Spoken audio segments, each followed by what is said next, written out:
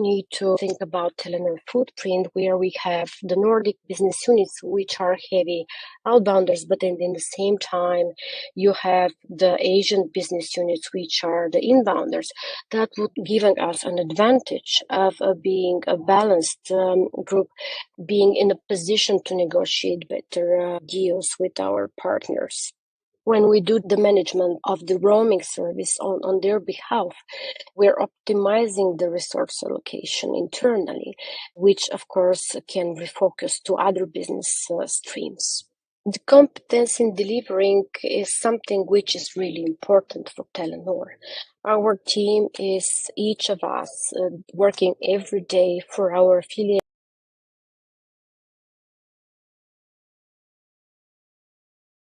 and external partners. I would say have a 20 plus year experience in the roaming business. We are definitely very committed to enable our business units, our accounts to succeed every day. We face everyday challenges and we need to be on really important for us. Our negotiators and our finance team, our technology team are very dedicated into our customers to succeed and to be up to the latest technology. The most important, of course, is the user experience. It is our customers while in roaming to have the same user experience as they're at home. That's really our driver to work every day and to improve more and more. It is important when we do this, when we deliver this solution and we have the expertise of our team, is to work with leading key industry partners. We have been in a very long partnership with those vendors, and I must say that we have delivered a tremendous experience. It is not only securing the best unit rates with all our roaming partners and making sure the financials, the rules, the settlement reports are 100% accurate, but it's also to know what is happening in the industry, how we should follow the GSMA rules, the recommendations, how we can be up to date to the latest technologies, how we can have that complex picture to be delivered from one entity, to have one contact point for the managed roaming service. These vendors are actually supporting us in this journey in order for us to deliver the optimized cost, the secured revenue, and it's also retail positioning on the market. We find this solution is very innovative because it, first of all, provides end-to-end delivery. We are always proactive to seek for new business model and technologies because we have different markets. And of course, the business model should be with different principles. Each and every operator in the world is seeking and having different strategies, which we need to follow, of course, respectively with the business model. But the most important is for us that the partnership we have with our affiliates and also external partners is really to develop a smart and efficient solution together based on what their management is requiring from them, whether they would like to penetrate the retail market or they would like to optimize the wholesale P&L or they would like to deliver the best user experience to their end customers. So we work together to deliver this every day to our partners. But as I said, not only to our Telenor footprint, we support also our external partners in their roaming journey. We know that the latest technologies are critical for our customers. And as an example, I would give that Telenor is one among the best voted achievers in the whole industry, and it is really important for us since one of our affiliates provides IoT solutions. We are providing the roaming service to them 24/7, and we should not fail providing that because we are talking about a huge amount of SIM cards which are out there 24 hours 7 roaming. So to me, this is a good enough proof of concept how the solution works. And of course, we did that for Telenor Group. We proved that the value we deliver to all our companies. We expand the scope to the external market. And of course, the initial focus was the commercials to achieve an optimized P&L, roaming P&L, wholesale P&L. And to be together in the negotiations. But the focus has evolved, and all important aspects of the roaming businesses, not only the commercials, but we see and we're talking more and more about the quality of service. We are talking more and more about the latest update of the new technologies, what this will give to our customers. We are talking about new business models, how our customers, our partners would grow. We need to adjust the business models in order to respond to their request. And we need to find a new, smarter way of doing the business. Definitely the commercials were the premier number one thing which we were discussing 10 years ago, but then the quality, the new technologies, and all this came. So it is not about negotiations only. It is about the full package and being one step ahead. We believe that as a commercial standalone company, we are serving both external customers and Telenor affiliates. There is definitely a heavy demand on the new design of our business model. As I mentioned, the business model is driven by the strategies and the targets which each company would like to achieve, but it's also driven by the market. We are expanding our footprint, and this will result a high value creation, not only for our existing customers, but also we are trying to expand our footprint outside Telenor portfolio. And we believe that the main focus should be the customer and how we can empower the business areas to develop even more faster each of the areas within the roaming business, and to have a more focus to the customer, to be closer to the customer, and to enable the partnerships. Something more to add is just a quick overview on Telenor Links. As I mentioned already, we have been established back in August 2022. We have merged the digital with the global connectivity services, where we wanted to have not only the strategic position, but more efficient operation.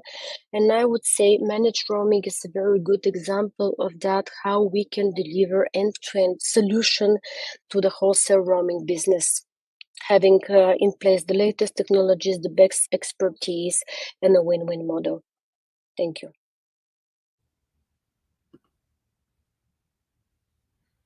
Hi, that was a great presentation. Zeni, if you'd like to turn on your camera and microphone, we have a few questions for you coming through. Hi, Zeni. Hello. Are you there? Okay, great. Thank you for your presentation. It was very nice. Where are you based, Zeni? I am in Sweden. Ah, the weather is wonderful, 4 degrees, cloudy. Excellent. Quite a contrast to where I am in the south of Spain. Great to see you. Thank you very much for your presentation and for coming on to answer some questions. So we have a first question, which is coming from Amin, which is, are you a member of the GSMA? Telenor Links is part of Telenor Group, and we have 13 affiliates. Of course, all of them are members of the GSMA, and we provide wholesale business for all of them. Also to external customers, and yeah. So I have a couple of questions for you, because this is something which I have to say that I've seen in the past in the industry. You know, a managed roaming solution, but a managed roaming solution today is a little bit different to how it's been before, because I think a lot of wholesale roaming managers might agree there's more challenges today. I wanted to know your opinion about 5GSA, the rollout of that, because normally I always recognize Scandinavia as a part of the world which has been very providing a lot of leadership, you know, in terms of Nokia, Ericsson, all the different operators normally are very ahead on 5G. What is the position on 5GSA for you guys right now? Our position is, of course, we are exploring. We are looking into all opportunities, all pros and cons. But you're right that we are quite innovative in that part of the world.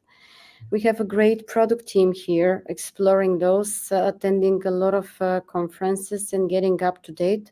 On top of that, of course, we work closely with our partners from other big groups to exchange information and to see what opportunities we can seek here.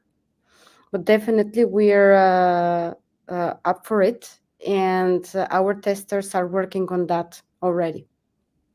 Let's say, for example, an operator wanted to do 5GSA managed through your platform. Would that be possible for them?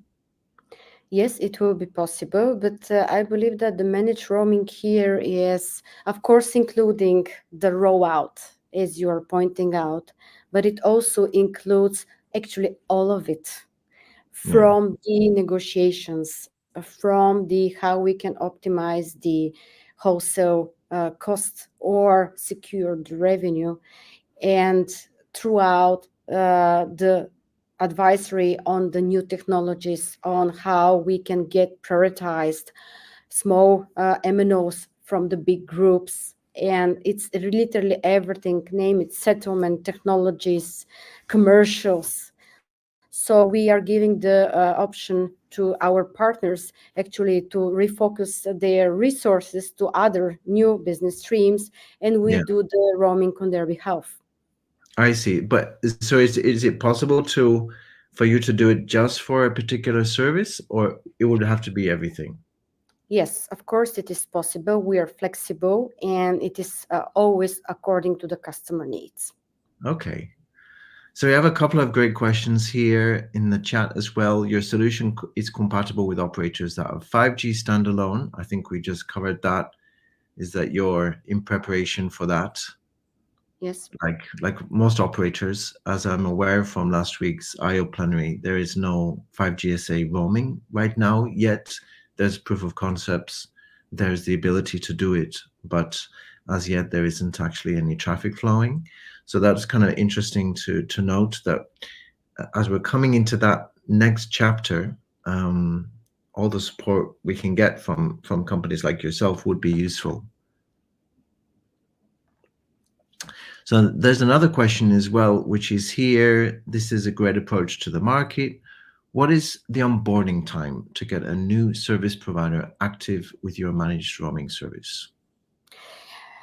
That's a good question. And I can say that having all these experts here with me, and we've been doing a lot of onboarding with our external partners.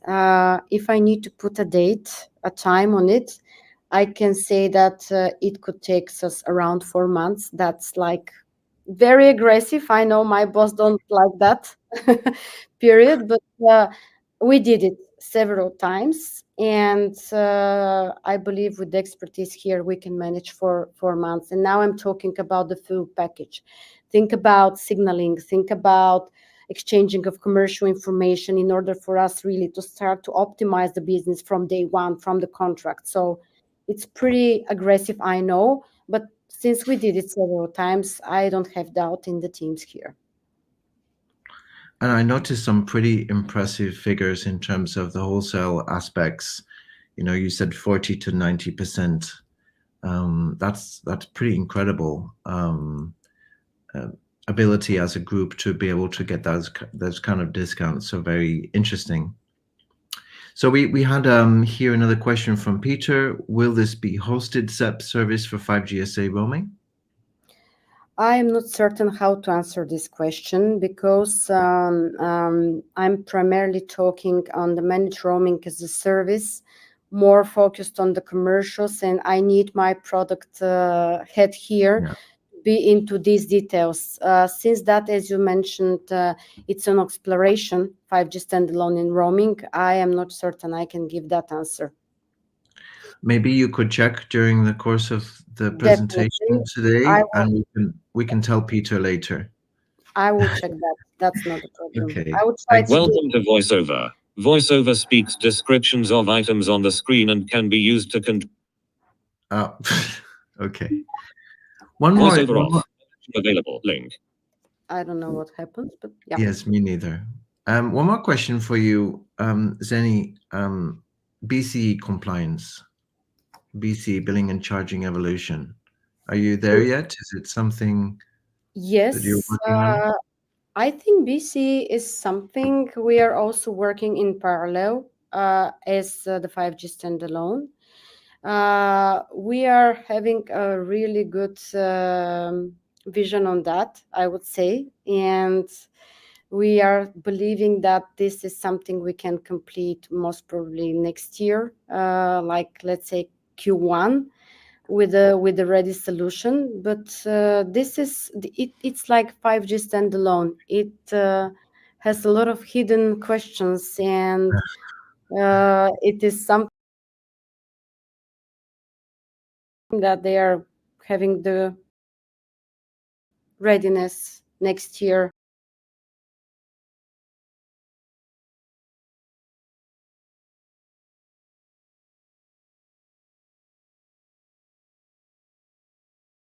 Days, so much workload, so many interesting things that they need to work on, that it is it's difficult to be able to do everything. So I think the need for managed roaming services is more prominent than ever.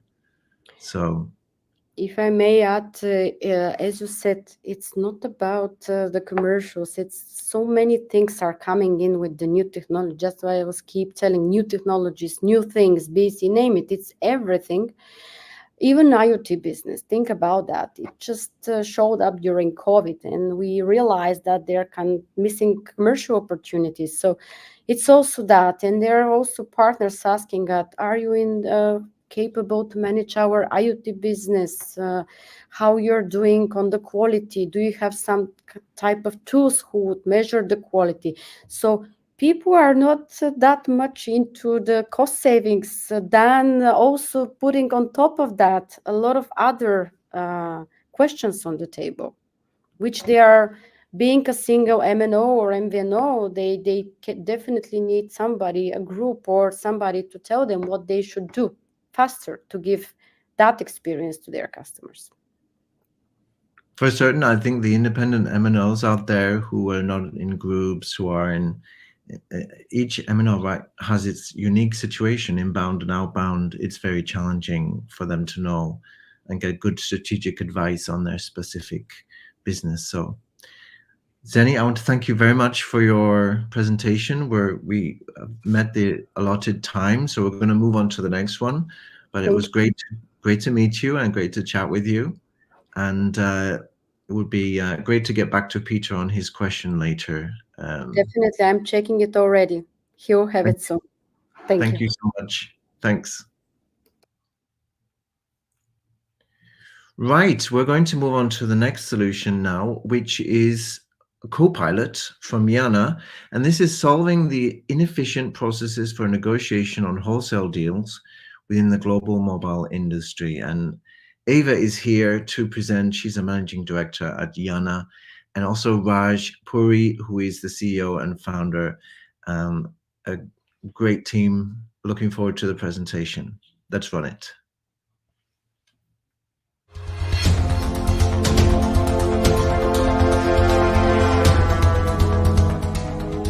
Hello, everyone.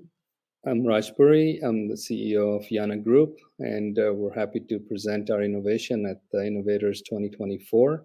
And we appreciate the opportunity given by Rocco. Hi, everyone. My name is Eva Gildem, and I am Managing Director of Jana Solutions, and I look forward to taking you through our business-driven automation journey.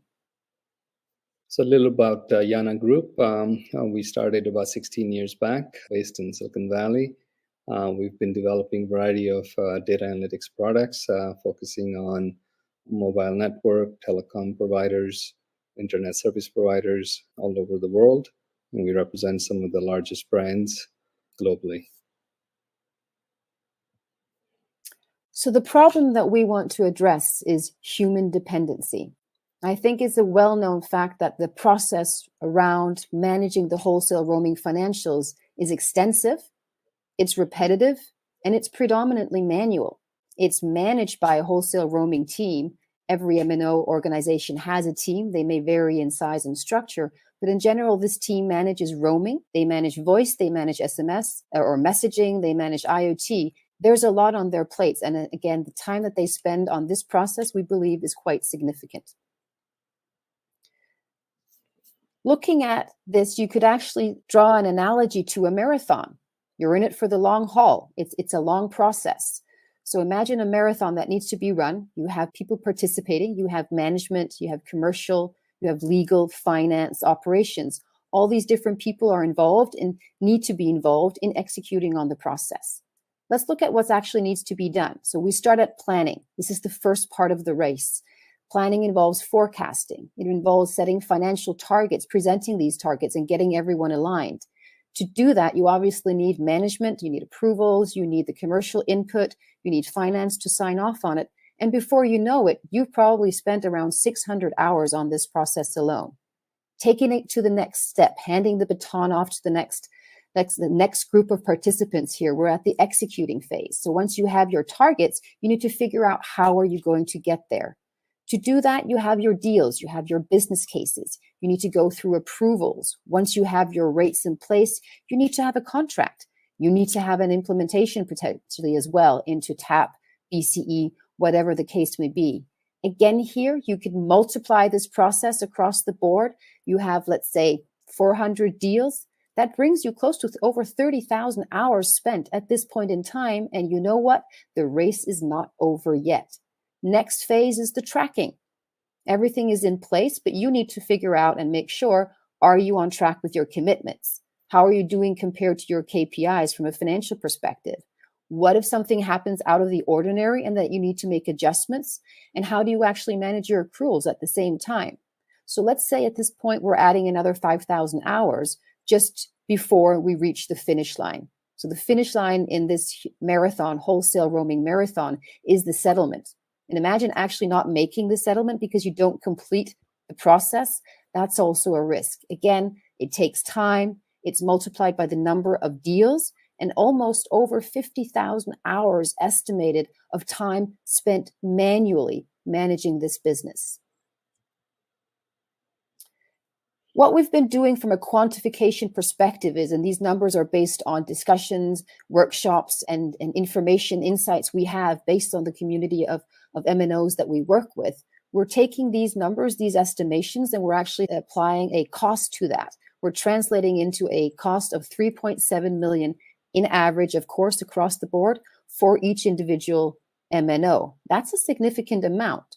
If we take this and basically build it up to the industry level, we're talking over 2 billion euros annually. It's not just about the cost. What about data deviation from a manual process? What about inaccuracy, the risk of having inaccuracy in your data? What about delays? How long does it take? What about if some of these runners leave? What do you do when they leave? How do you manage the information when it's dispersed through mails and different spreadsheets? And how do you actually ensure that your governance is applied to the way that you work when your work may be, to a certain extent, extremely manual? We've been on this journey for a while and have been focusing on automation and actually making more significant efficiency improvements. What we've seen so far concretely is ranging from 26 to 41% efficiency improvements through the automations that we do. And that translates into 22% savings. So I think that's already something to be considered as a benefit, but we're not there yet. So the innovation that we're looking towards or that we're working towards is focusing on the process within this stage that is the most heavy.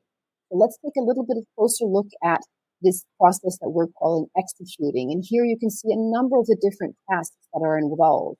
What we are doing is we're basically automating every single process, every single task here based on driving the business autonomously. So what does that mean? What does it mean? Your forecasts are in place. You have your tracking, you know where you need to go, and you're ready to execute.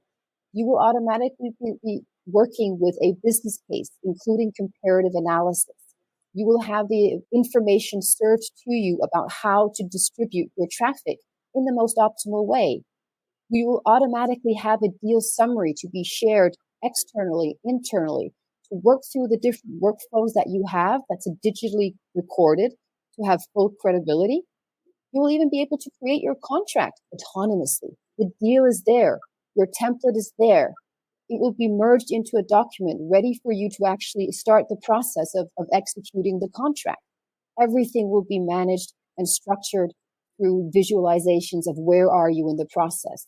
Your financials will automatically be tracked based on what you've already put in and based on the system generated information. Your commitments are tracked, all of them across the board. So even for every single individual deal, you will know where you are, where you're going. You will have access to this information through a mobile app that will track and give you insights into the exact same things, as well as from the management perspective. So this is our automation journey where information is driven and provided through our autonomy. So what does the cost savings look like now after we've enhanced the automation, after we've gone through this process? Well, basically, we're looking at cost savings that now are in the range of 40 to 70%. So a significant improvement. If we look at the annual cost at the MNO level, we're down to 1.3 million, again, annually and averaged out. So here we're talking about 1.6 million across the board in savings. That's 55%. If we then look at that, take a step back and look at what does this mean for the industry, it's 880 million euros annually saved through business-driven automation. The model that we're working with, it's software as a service. We use AWS as our hosting provider. We're fully GDPR compliant. We have rapid onboarding, structured onboarding. We also have very simple pricing. It's an implementation fee and an annual recurring fee. And you can, if you want to, add managed services where you'll get the experts to support your business. The benefits, we've gone through a few of them already. I'd like just to call out single source of truth, having everything organized across the board. Single point of entry is key to having business-driven automation. On top of that, we also provide scalability. So whether you are an individual MNO, whether you are a multinational group, the solution will be able to cater to your requirements. We don't add any limitations to data, ingestion, processing, retention, and is configurable in the sense that we have a modular approach as well as a user experience level option for configuration. The key across all of this is that our business-driven automation is built in. Great. Thank you, Eva. So our competency in delivering this innovation, Jana, as I mentioned, has been in the market for the last 17 years. I've delivered a variety of products in the telecom industry. Noise String Analytics platform also has been in works for the last 17 years. We manage over 5,000 deals annually, process over 240 billion events annually, in significant share of M2M IoT traffic that we're processing through our platform. From our Jana community, which is our customers, we represent over 117 MNOs today, 800 users spending over 400 hours weekly, a significant amount of activity on our platform that is leading to our learnings and annual events where we focus on collaboration, innovation, and efficiency. A lot of that has led to this innovation that we're discussing today. And we've built a center of excellence around AI with a dedicated team that is focusing on noise string innovation. And if we look at the technology, we've built some very interesting dedicated AI training models with the latest machine learning frameworks to really bring about this autonomous journey that we've taken. And of course, to build those, we had to build some of the open source frameworks around some of the core building blocks for workflow automation, smart contracts with template-driven process, dealing with big data with our various architectures, using zero trust architecture for security for both secure collaboration and authentication. And of course, we're data agnostic across any DCH and FCH today. Overall delivery plan, we've actually been doing a variety of POCs over the past many months, focusing on deal forecasting, smart contracts, tap management, traffic segmentation, steering, and of course, the mobile management app. Many customers have been fully engaged in getting real-time market feedback on this. We feel we're bringing some significant disruption in the market here with the 24/7 autonomy platform, where the platform is active and live 24/7 basis with very few click automation, and a single platform that really addresses different domains like network, billing, finance, and commercial, and a lot very flexible building blocks for discount models, and of course with BCE fully integrated, future ready for this platform. So business-driven automation achieved. Where are we today? Well, basically, we have what we call noise string autonomy. This is our business-driven autonomy. It's a platform, it's a solution that's based on automation. It's based on the ability to drive a business autonomously. It's also based on having co-pilots. But in this case, the co-pilots are actually, it's the wholesale team who are sitting next to the driver, ensuring that the direction is on target, that you're going the right way, basically.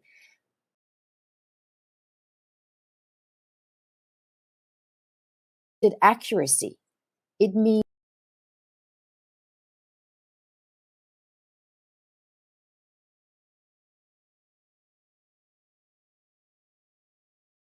that you have permanent knowledge within the process. It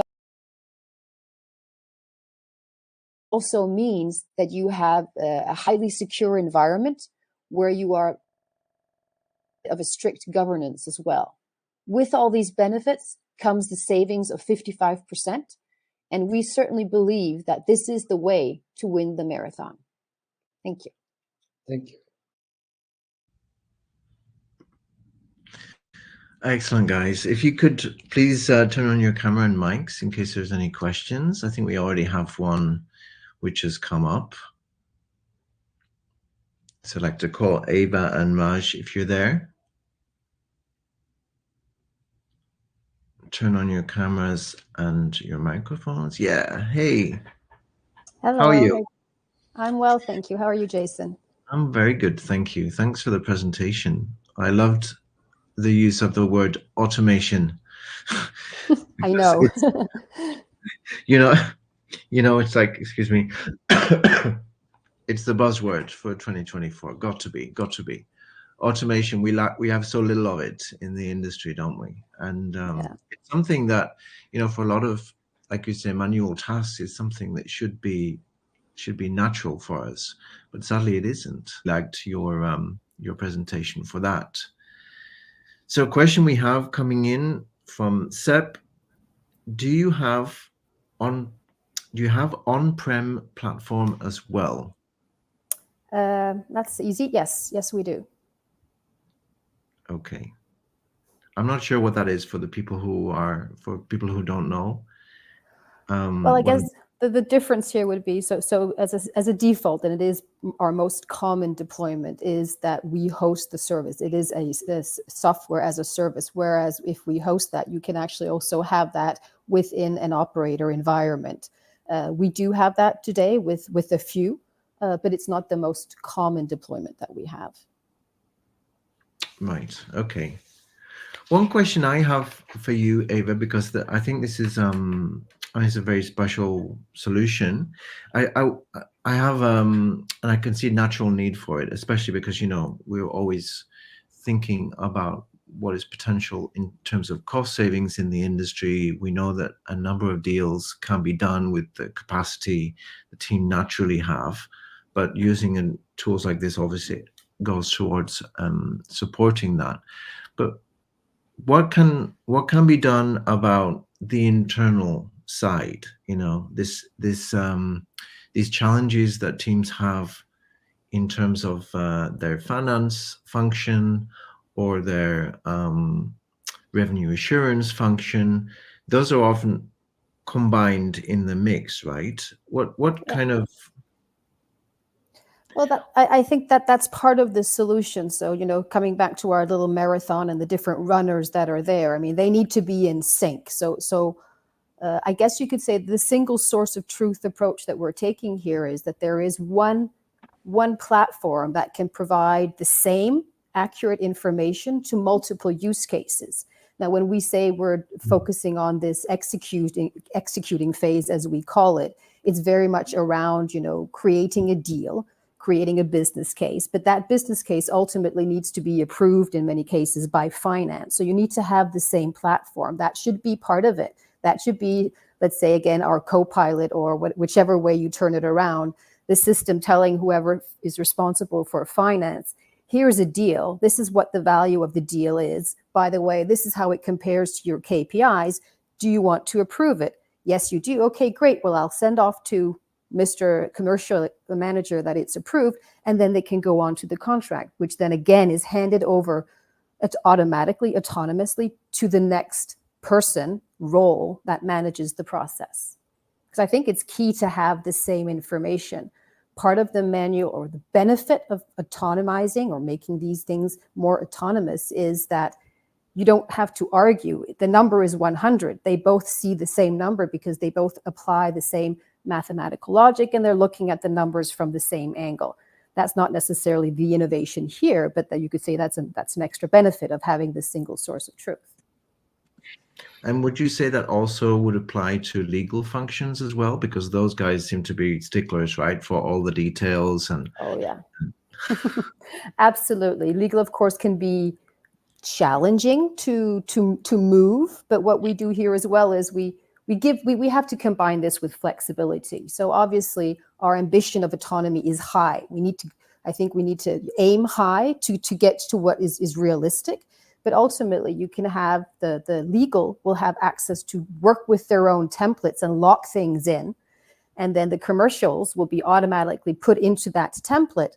And then they can, you could say, fight it out based on that automatically generated document of whether it should be, A or B, as they may do, I imagine. So Jason, on that question, if you can hear me, I think yes, my zero trust security kicked in about mic and camera, so I had to go back in. So, Jana has been developing and supporting legal domains for the last 16 years as well. So a lot of our learnings from automating how legal teams can work and automate a lot of their workflows and review processes, and so we brought a lot of that learnings into our NoiseString platform now as well, because that's a big part of the manual effort and a lot of complexities on how to move things through the organization. So yeah, that's a key part. Yeah, and I think it's the part which a lot of operators, when they think about what solutions can help them in the industry, they think, yeah, but I have these tricky people inside my organization who are creating, most of the delay. So how can they solve that? And I think what you've said is right. It's like, it's really about sharing the right information, about having it clear what is the nature of the deal and how it's been calculated, etc. So very good. Very good. So we have another question that's come through. Can you elaborate on how configurable the user experience is for the solution? Sure. So, I mean, we work with different roles. So in one sense, your role you can have a configure setup based on which roles you have. And based on that, there are certain pieces of information, there are certain processes that you as a default are involved in. So we have, a role for legal. They will see contracts. They will probably not see the details of the business case, just as an example. We have a role for management who may see high-level information but do not need to have access to the detail. And then, of course, there's different elements of, as a commercial manager, what footprint are you looking into? That can be part of your configuration. So you could say the matrix of configuration high level that we work with is role-based and then modular as well. So what information do you need to have access to? What information do you need to have pushed based on your role? Okay, excellent.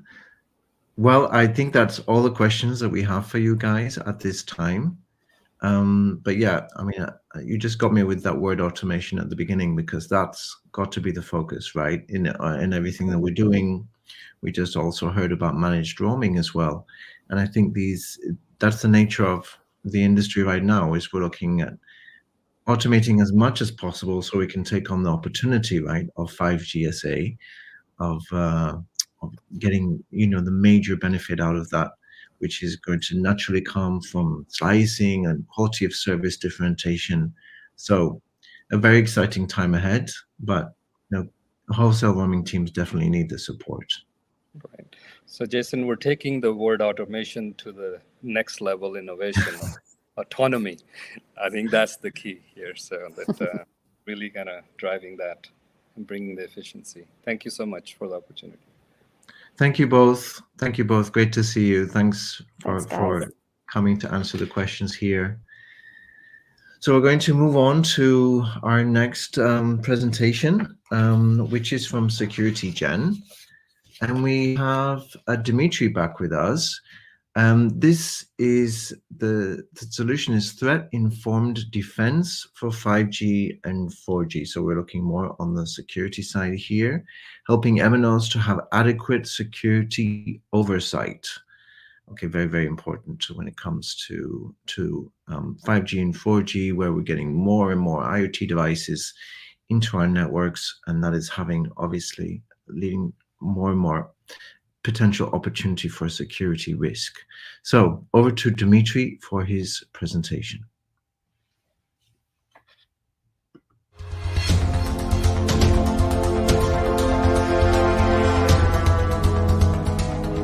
Hi colleagues, good day everyone. My name is Dmitry. I am Chief Technology Officer at Security Gen. We are the company, we develop tools to protect 5G and 4G networks. And today the presentation is about threat-informed defense. What is this and why it is important for telecom infrastructures? I will brief you through. So let's start. We will start with the problem definition. Mobile network operators, unfortunately, today lack of adequate security oversight. According to our data from offensive security audits, up to 80% have difficulty detecting attacks on their infrastructure. One reason to this is partially due to the fact that security has been always IT-focused discipline, not intentionally, but historically. And as a result, the available knowledge, processes, tools are hardly sufficient to address issues in telecom domain. At the same time, we hear that communication service providers, they face increasingly severe challenges related to cybersecurity threats. And the cost of the incident is always increasing. Additionally, while MNOs are actively trying to gain control using firewalls, monitoring systems, still, from cybersecurity point of view, the effectiveness of these protection measures remain low to moderate at best. In summary, the complexity of LTE and 5G infrastructures today significantly broaden the cybersecurity threat landscape, and the list of actions to be taken to resolve and address these challenges is quite extensive, which underscores the importance of acting wisely and prioritizing security measures. Given that for some organizations, addressing cybersecurity challenges is already a pressing need, for some others, it is an inevitable task that's approaching. MNOs have already today solid reasons to implement security measures.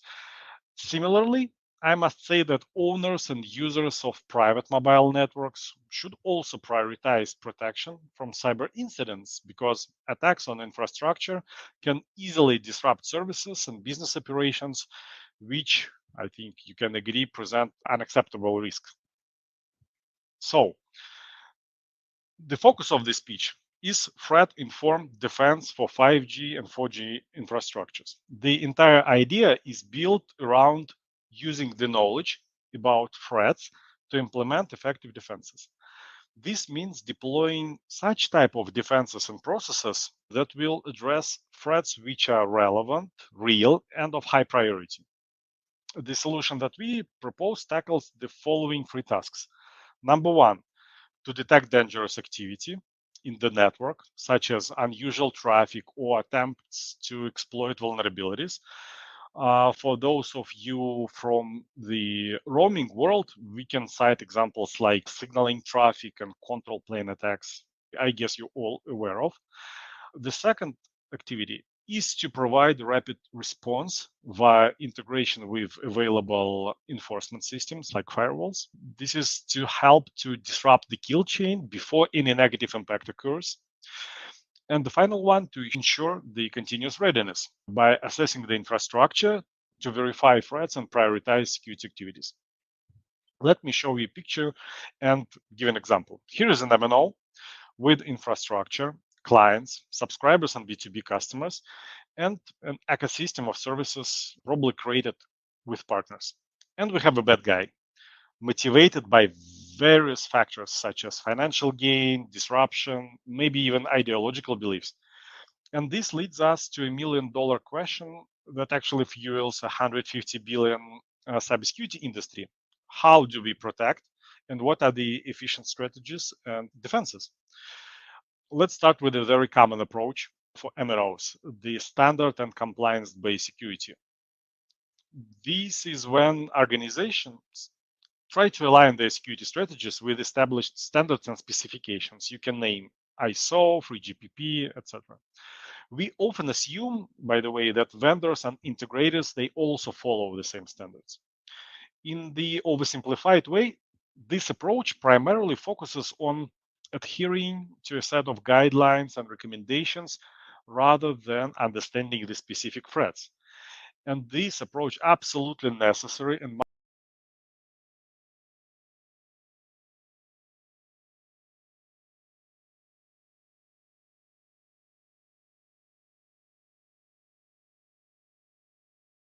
I must say that this approach used to work quite well in the past. Unfortunately, it is quite effort intensive and costly, and it seems that merely building walls is no longer efficient strategy. Partially due to this is due to the complication that adversaries, they are very much widespread today, and one might already be inside the organization, possibly having compromised one of the partners in the ecosystem. So if the attack occurs somewhere within the realm of IT infrastructure, security team might catch it using tools like antiviruses, XDRs, IDS, CM systems, and so on. However, if the attack happens outside of Windows domain, in areas such as OSS, BSS, NFVI, transport, or core network, the adversaries, they could easily disappear in the dark waters of telecom assets.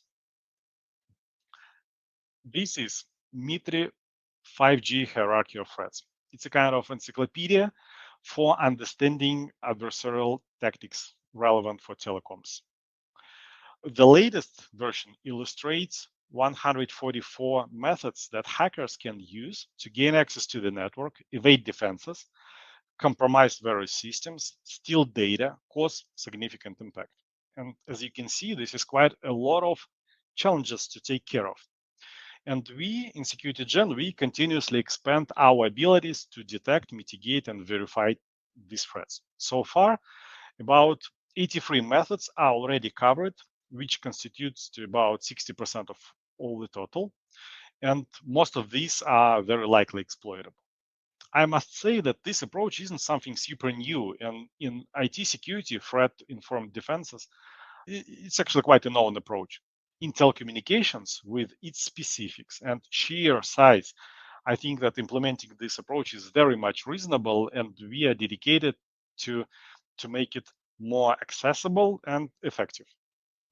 So far, we haven't found a better way to handle this, but to take all the threat-related information that we have from multiple sources, like telecom-specific research or threat vectors, or incident analysis, forensic investigations, vulnerability testing. Then we process it to create the telecom-specific threat intelligence to store in a consumable form. And this is the knowledge base which is utilized in activities like identifying suspicious and hazardous activity in the network, to create the alarms regarding these issues, communicate incidents towards the systems that can be used for mitigation. And by the way, the same knowledge we use for breach and attack simulation in mobile networks. Let's take another look at the picture and dig into the more details on the infrastructure level. Here we have, say, the external networks like IPX, switching and routing devices, other network functions, and different applications. This is where we actually deploy the threat monitoring modules, mainly at the perimeter, and it is also possible to put within the network. So should the bad guys initiate any kind of activities, we stand the chance to detect it. And then we communicate this information in form of alarms to security event management or automation and response systems, which will then propagate it further to the systems in place where some actions can be taken to block the attacker or to isolate them. Moreover, if there is an integration with the network nodes like firewalls is available, the threat detection system can actually send direct instructions for the actions to be taken. And this approach on practice significantly enhances the efficiency of the network defenses, not only enabling them to better withstand attacks, but also to protect the network against threats which were not visible before. And this is something what happens during the attack. On the calm days, sunny days, when the network is not under attack, there is a good time to do training, exercises, and preparations. So this is when, during these periods, we will put the special modules of breach and attack simulation into the network. And these modules, they act as a bad guy attempting to hack the network to a limited extent. And the goal of this is to test and identify exploitable vulnerabilities in the network, because it helps not only to understand the current security posture of the network, but also to check the efficiency of our detection and mitigation processes in place. So these simulations, they create training alarms, initiate training blockades, and should we miss any of these simulated illegitimate activities, well, it indicates that potential breach may happen, which means that we need to evaluate how we manage and address this situation better next time. So this is in general how it works on the technical side, and I hope I've been able to explain how the threat-informed defense works and how it can be applied to telecom infrastructures. Now, regarding the business model, our threat detection and prevention system is typically available in the usual form of, let's say, on-premises mode, which is most common for MNOs. Today, 9 out of 10 deployments are happening this way, mostly on virtualized infrastructures, but on premises. You can receive almost the same deliverables in form of telecom security monitoring as a service. This is in case if you prefer not to run and manage the system and the software yourself. And lastly, back in 2022, we introduced the breach and attack simulation platform, which is software as a service model. So it's available via the subscription. As of now, our threat-informed defense as a solution available in different forms and implemented in 16 networks. And our aim is to onboard at least 10 more networks this year. The plan further is to conduct pilots for private mobile networks and expand the amount of use cases to introduce more coverage for the internal traffic analysis, because this is not only of interest for network owners and users, but also highly requested by MNOs. Some of them, they recognize the value in adding the security proposition to their B2B customer offerings. But as of now, thank you very much for your time and attention. Thank you, and see you later. Bye-bye. Thanks very much, Dimitri. If you're able to turn on your camera and mic, we can see what questions we have for you coming through. We already have our first one. Great to see you. Hi, Brian. Great to see you again. Where are you, Dimitri, at the moment? UAE, Dubai, the best Yeah. time in this region. It's quite chilly. Okay, well, chilly for Dubai, really. Yes, about like 22 degrees. Yeah, so I'm sure some people in Northern Europe would disagree with that. Absolutely. Great to see you. So we have some questions already coming through for you. What is the most urgent issue that MNOs should tackle regarding 5G security? A very good one, I think. Good one, but at the same time very broad, because there are multiple challenges that MNOs can face with the 5G security. and there is no single list which will be relevant for all, because all the infrastructures are different, depending on the previous technologies in place, the legacy, the solution which you decide to implement. But in most of the cases, it's about the, I would say, integrity and security of the network and the infrastructure. Because anyway, you deploy the new domain in the network, you need to introduce some backward compatibility with at least LTE network. Most probably it is built on the top of the LTE, given that the amount of security deficiencies in the previous generations are overwhelming.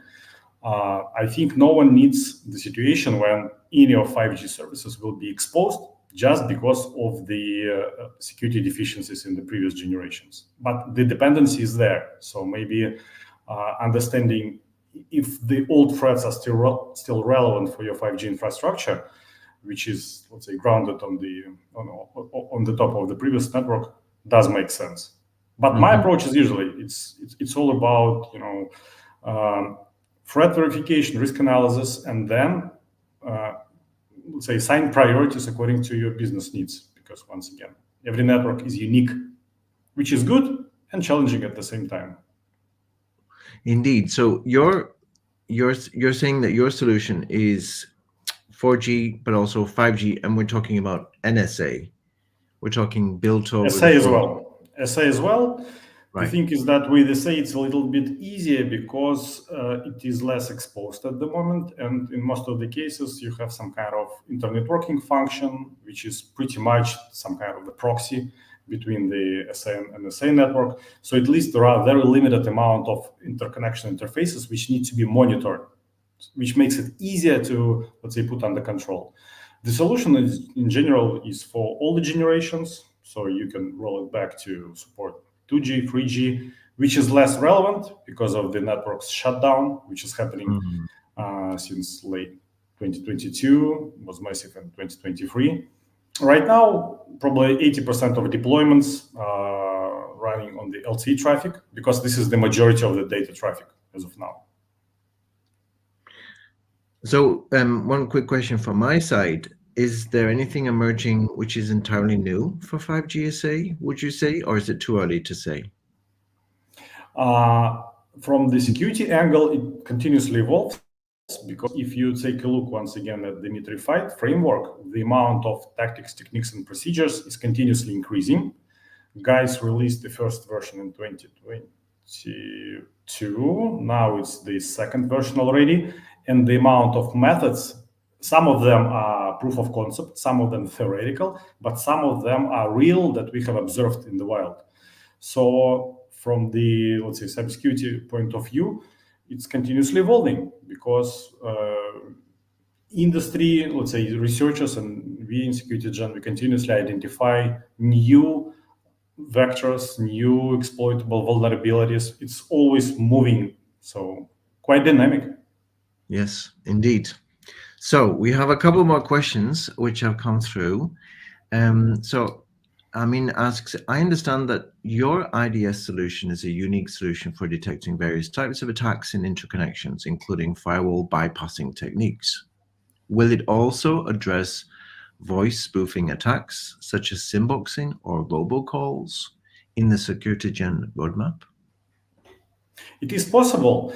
The main point is here. It's absolutely right. It's about overseeing the control plane traffic in the network. And as we know, the beauty of control plane traffic in mobile networks is that probably every tiny, let's say, event which is happening has some presence in terms of the signaling communication in the network. So if we know what kind of attacks can generate, which can be generated by some kind of signaling traffic, or can have the impact on signaling traffic, we have the chance to identify it. And I would say this is the luxury that, for instance, we don't have in IT networks, where it is traffic more or less independent. In mobile networks, every move generates volume of signaling communication, and this is good because we always have data to look at in order to identify suspicious or hazardous activity. The only thing is that definitely you need to know what to look for. And this is why we focus so much on collection of threat-related information, collecting this threat intelligence, which, to be fair, is not something widely available for telecom technologies. It's quite known area for the enterprise solutions, but for telecoms, for unique solutions, software, protocols, you need to, it's not like you scratch the surface and you have a lot of intelligence. No, you need really to dig for it. So if you know what to look for, you have a chance to identify exploitations and suspicious behavior. In all other cases, we just rely on some statistical analysis, machine learning to define what is the normal, let's say, communication. And then should we identify some deviations, maybe this should be subject for further investigation, because this is how anomalies should be treated, right? You never know what's behind, but maybe cyber incident. So a couple more. A very good question from Peter. Do you foresee that the bad guys, will use the legacy SS7 as a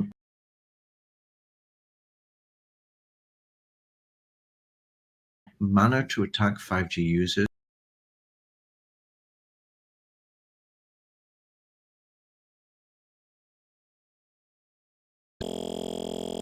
Even being served by 5G 5GSA core networks?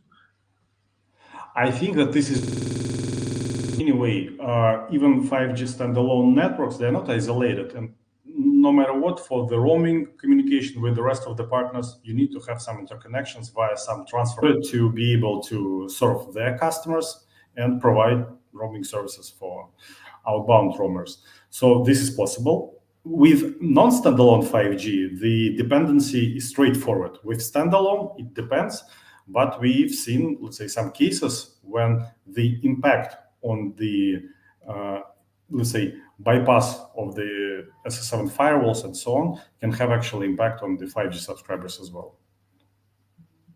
And I suppose it depends also on the scale of the 5GSA coverage, right? Because they're not going to have necessarily wide coverage at the beginning, and they're going to be moving from network to network type.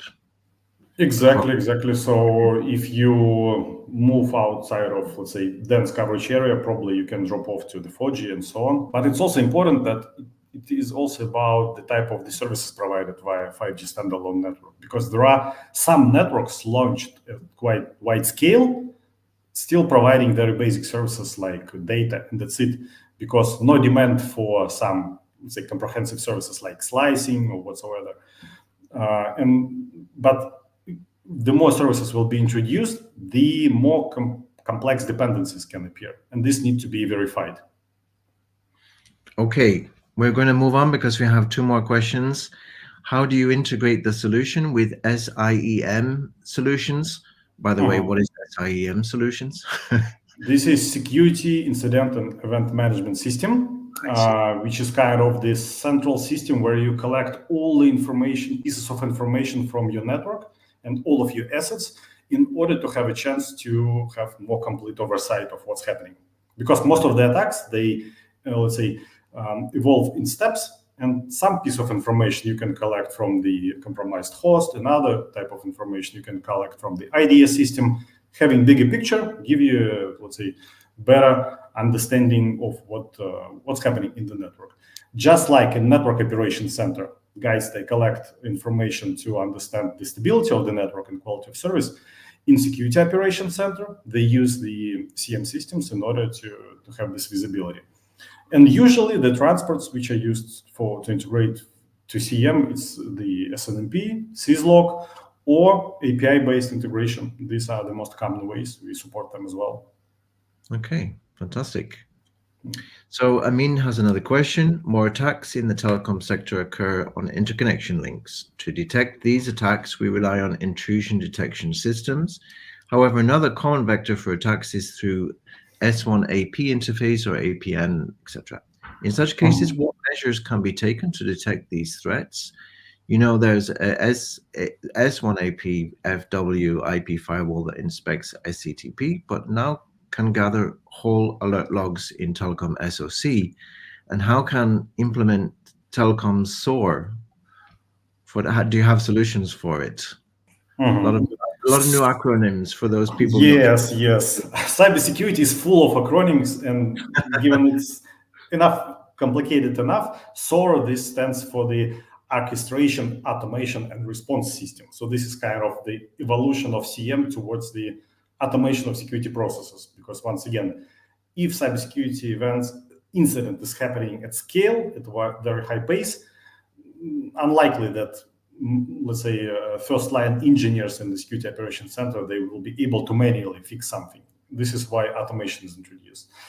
And actually, independently where the incident is coming from, you need to have the points of visibility and the points of implementation of enforcement policies. So the detection should happen in all the locations closer to the source of the attack. Obviously, more time you have for reaction, and probably better you can actually minimize the impact. But in general, I would say right now, given once again more introduction of the data-driven cybersecurity, introduction of the AI models for analysis of this data, it's getting easier and easier. Because 5 years ago, the nightmare was just to collect information from the network because it was simply too much, and you need to continuously update the hardware to cope with the amount of data to be processed and analyzed. You need to continuously buy new licenses. Right now, I'm not saying that market has changed already, but it's changing, providing better ability to consume a lot of data, process it, and then simply probably archive and never use it once again, because with, let's say, wider introduction of AI learning, it will be easier to identify suspicious patterns, even in high volume of traffic. So it's all doable, it's all in process.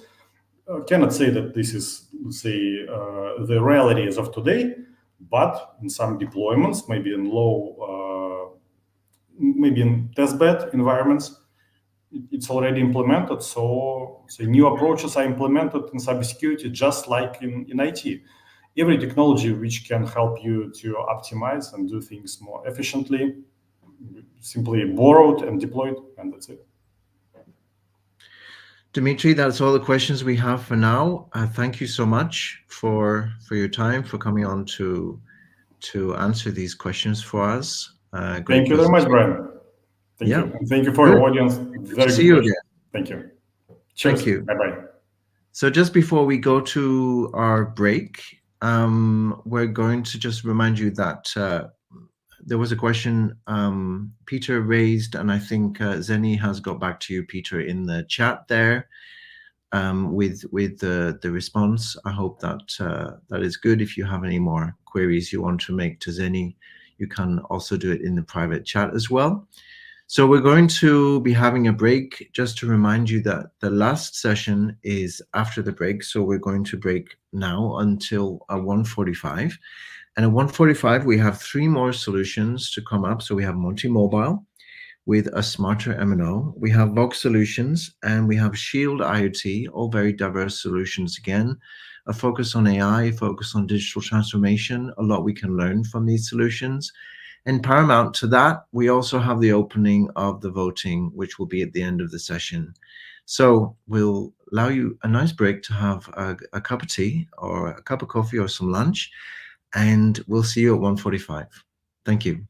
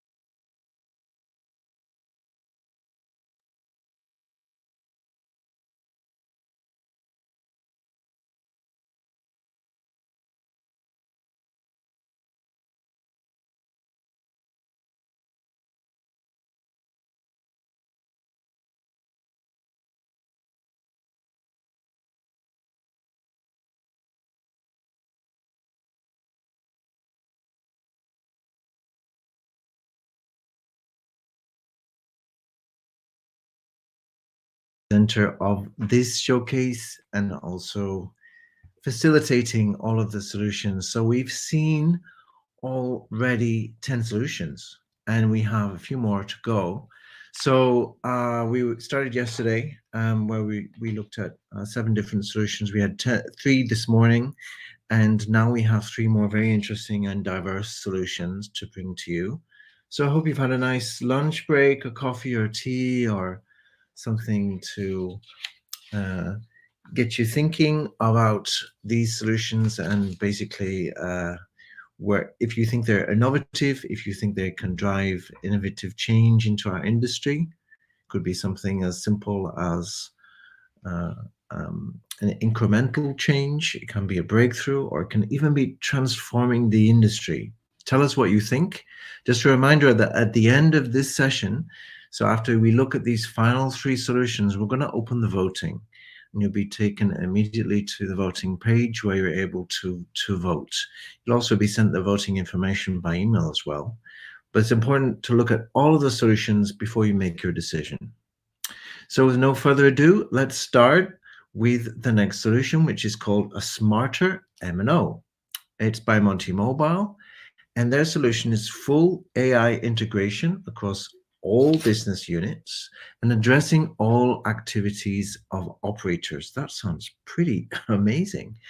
And Hussein is going to take us through the presentation. He's Senior Commercial Director, Operators Management. So let's see what Hussein has to say about a smarter MNO.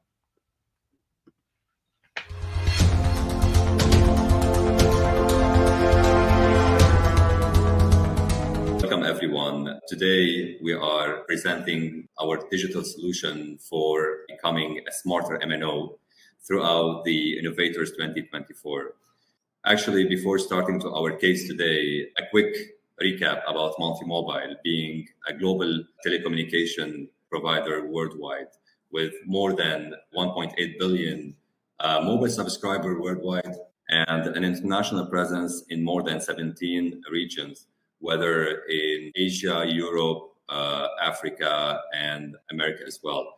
Some data about us: we have more than 25 billion SMS annually, and we have a long-term relationship of more than 20 years with different mobile operators, as well as more than 500 international aggregators throughout different solutions.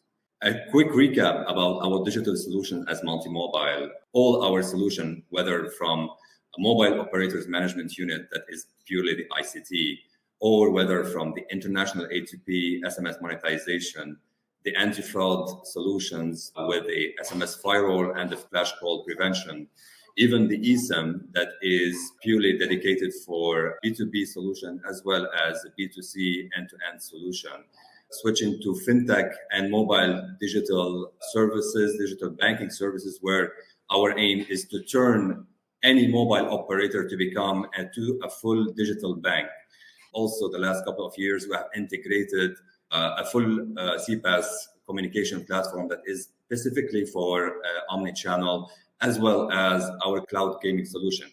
All what we are seeing as a solution, they are all interconnected with a complete AI and digitalization back end, where all of these connectors are having a core digital solution from Monty Mobile, concentrating about the artificial intelligence.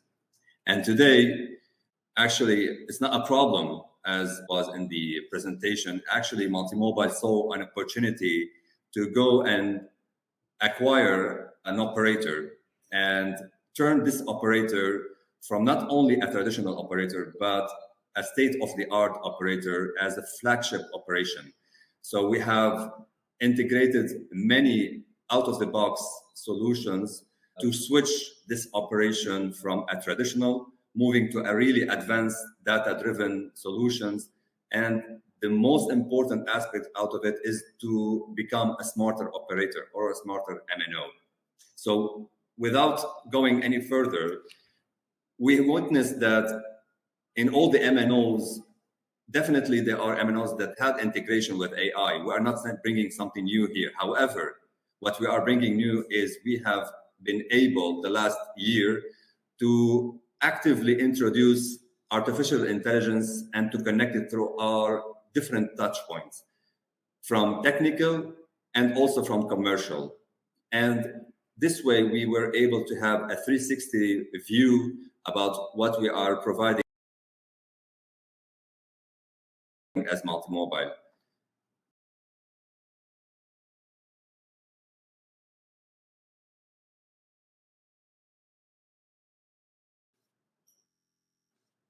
So all of this technology is obviously driven by data, the raw data that any operator is having, whether from commercial, be it at the level of their recharging, their revenue, their offering, their bundles, their CRM, even from commercial, all the capacity planning, the radio transmission, all the network performance and failure, all of these sort of data, we have gathered them and we have put them in a machine learning that is able to help us come up with an innovative engine at the end of it to become having a smarter decision making as an operation. So I will go into details about the commercial side of this solution. We have focused here on 6 modules. The first modules at the commercial end was the integration of 24/7 smart customer support that is purely AI driven to ensure constant, instant customer queries resolution for better customer experience, obviously. We have also introduced AI and using the machine learning to limit our churn management. Obviously, a third module that has emphasized on the credit scoring, where we are able to identify a different categorization and to create a better segmentation of our customer base. From the fourth module is being able to predict and be able to have AI help us to anticipate our user needs in terms of customizing our offering, customizing our sales, to be able to have the best tailor-made solution for each and every user. A fifth one is the content curation and the sentiment analysis.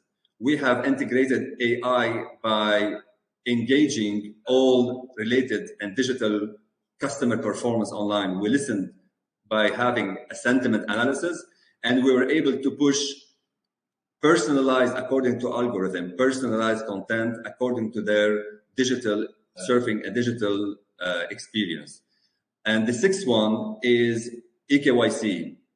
Driven by data protection, we were intrigued to have an integration of AI when it comes to eKYC and our SIM registration. And this sixth module will take you through a little bit of more details about it. By having this AI seamless process through machine learning, we have created a personalized, secured platform for every single new customer to be onboarded. And this area helped us a lot in our flagship operation to increase our subscriber base in a safely and a very fast module through artificial intelligence and machine learning of accessing all related biometrics, allowing the user to have a smart onboarding process and very swift and yet very simple. So we have taken a bit some details when it comes to the commercial side. If we are going to switch a little bit on the technical end of the flow, we have identified 4 modules. The 4 modules starting with network failure. This is where costs when it comes to operation. The goal is to predict any congestion or any problem that may occur on our network. So we have integrated our machine learnings to be able to come up with alarms, logs, maintenance records, and all historical data to prevent and anticipate network failure along the way. A second module that has been integrated around Q2 of 2023 was the predictive maintenance. All the analysis that we have made to make an estimation on possible network failure or signal degradation, we have identified live patterns of different equipments of every single site, such as the switches, the routers, even the cooling system at every site.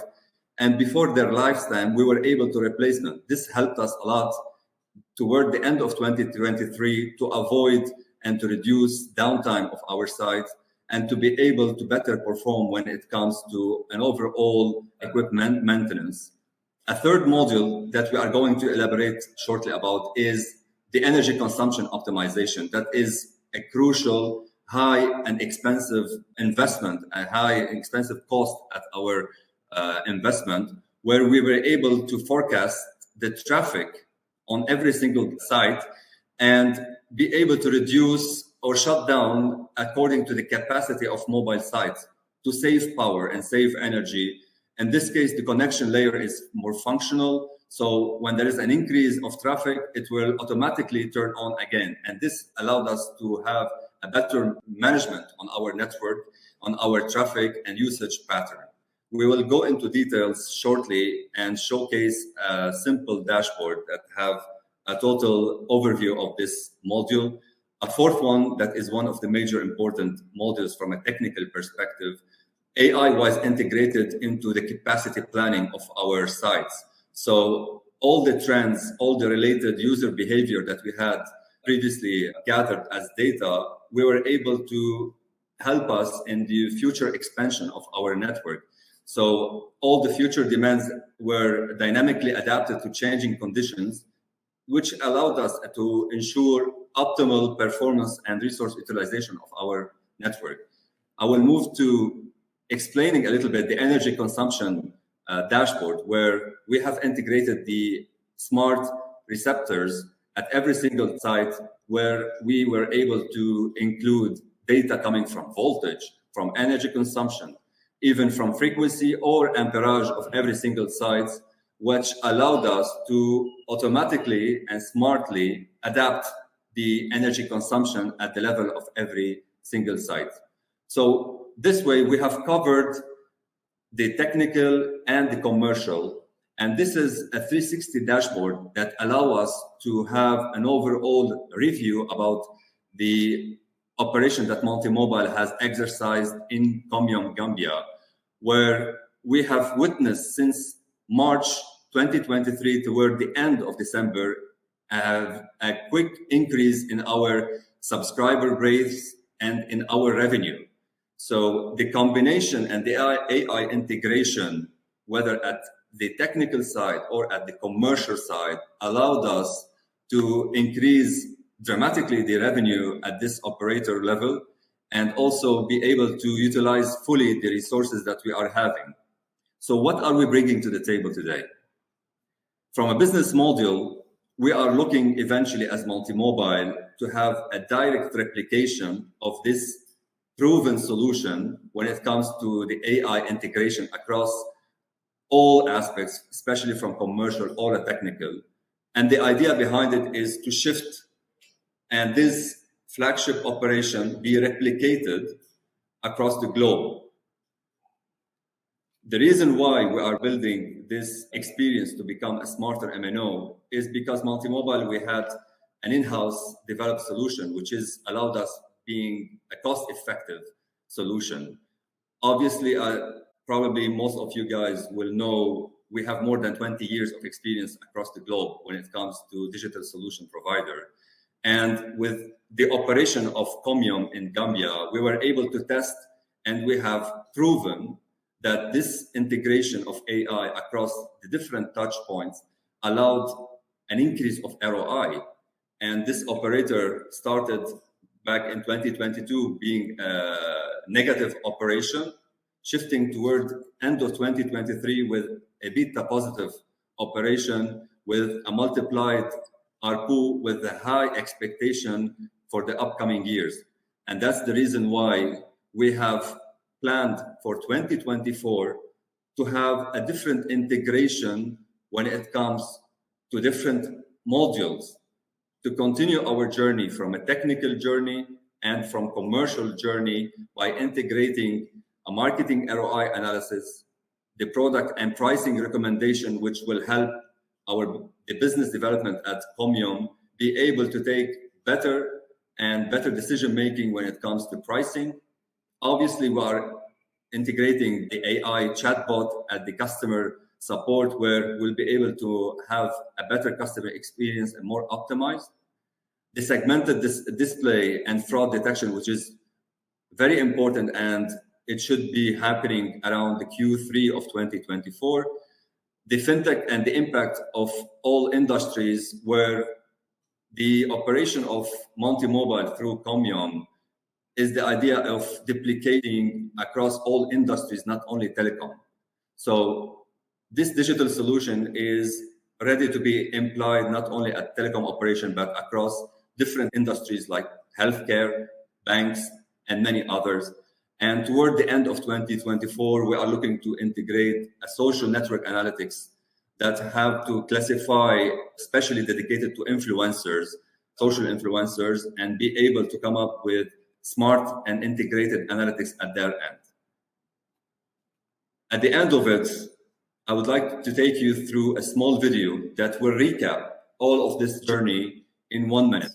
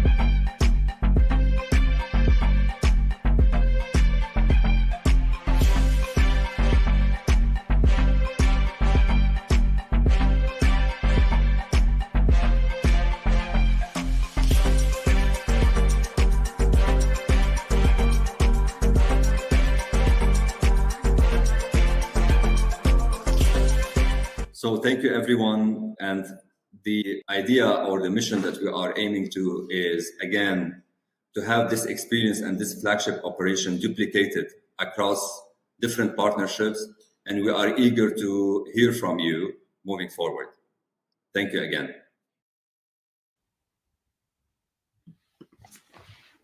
Hi, Hussein. Thank you very much for your presentation. If you'd like to switch on your microphone and camera for any questions that you may have. I think we also have Wissam there as well. Thank you very much for your presentation. Of course, AI is bringing innovation in many, many different sectors. So it's very interesting to see its actual application across an entire MNO. So you worked with Comium over there. How long has the relationship been going with that solution? Actually, hi, thank you again for this opportunity. It's really a pleasure going again with you guys across. So this has been around, by now it's almost 14 months, the relationship that since we have started. And actually just this morning, we have made a small gathering for a very good accomplishment in terms of sales and revenue. And hopefully things are moving in a positive direction toward the end of Q1. Right, excellent. I think going with the AI solutions, I mean, we all know what happened with ChatGPT. This has been incredibly transformative. I mean, it's not necessarily a representation of how AI will work across different functions, but it's it's what we're close to. So it's what we associate with AI a little bit these days. And I think one thing that's clear from that kind of solution is its knowledge in the moment, right? So it's only, as we say of AI, it's only as good as the information you put in is what you get out. So how do you see that working in terms of AI developing over time? Like it's having its own thinking, if you know what I mean. Actually, thank you for the question. To be honest and to be fair, I would like to switch this question to my colleague Wissam, who is our one of the minds behind the integration when it comes, in particular, into that aspect. Hi everyone. Hi, Wissam. Thank you for having me in this meeting. We started thinking about, especially about Commune, about how to detect the behavior of the users and how to follow what actions are taken for a certain period. So we start analyzing this data and we create a portfolio for each user, and we create a segmentation for all subscribers on our network, how they behave in the data, how they are using data, the location, the minutes, the international calls, the off-net calls, the on-net calls, charging, subscription, everything, using of services. So we segment, we have now a big data warehouse that contain all information about our subscribers. So when we build all these informations, now we have the ability to implement machine learning on this data to detect what is the best next offer for each subscriber. I see. And what is the target campaign that can be done on each group of subscribers. So Right. we are targeting the end user by campaigns, targeting campaigns specifically that suit these end users, and we are creating packages and creating products based on these informations. So this shift increased our revenue exponentially during the past 2 quarters, and we are aiming to keep this exponential increase for the next year 2024. No, I mean, it's quite clear that AI should be explored within the network operator, right? There's so many functions. You take the network, you take, as you're mentioning, the personalization aspects. So you're creating an environment where a single customer feels, that they have exactly what they need. It's according to their specific needs. So I think it's incredibly interesting venture, and it's only really the beginning, I would say, because there's so many aspects, as I said, of the network operator that could be addressed. So we have a couple of questions for you guys. The first is, what has been the biggest challenge in implementing AI in a mobile operator? Okay, there is many challenges, but let's start by the size of data. So operators usually generate a large amount of data. So this is require a large hardware, size of hardware. This is require a high expertise in analyzing big data. This is on a technical perspective, okay, the size of data, and collecting the right information so that the variety of data sources. This is a very challenging topic, how to collect data from all data sources, from the radio sites, charging, billing, whatever data source we have, sometimes from the call center, feedbacks. So all this information can build a big data that can analyze and get the outcome desired result from it. So this is this is one of the most challenging things that we faced. But we are good now. Yeah, I would imagine this is an epic project in the sense that you're collecting such huge amounts of data, and it's something that's really not necessarily been attempted before. So it's quite interesting to see. Carlos has mentioned here a good quick example to, let's say, demystify how AI is used. Well, let me jump here for that question, and which is actually it will continue the flow of information Wissam was depicting. And today, AI is actually, it's not only affecting the technical part as a silo. As I mentioned throughout my presentation, the AI existed. We are not something, it's not something we are bringing new. However, the connectivity of AI across all the business models of an operator, which is everyone on this platform are aware how challenging it is, from different touch points where at the commercial level, okay, that is direct impact on the end user, but also on the technical level, which has a direct impact on the back end, and where the cost is, where all the resources needs to be well deployed. So a very simple example that we have witnessed, where we were able to predict a behavior at the end of the day, is when we have witnessed at one point a mass active footfall toward our branches in one of the areas, where we have increased around approximately 250% of requests for new SIM cards at one particular zone, okay, per day.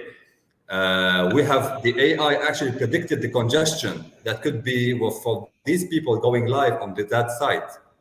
So we were able to actively be able to predict any sort of congestion at that level of the network.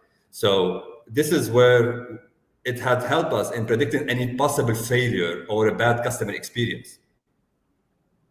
Yeah, that certainly would help with planning, wouldn't it? 100%. Well, thanks, guys. I mean, this has been interesting because I guess in our industry, we just associate AI and machine learning with fraud and how we can fix fraud situations. So you've really opened our eyes with this presentation as to what it can also be used for. So I think that's a great presentation, and thank you very much for coming and answering some questions for us. Thanks. Make sure you're voting for us, right?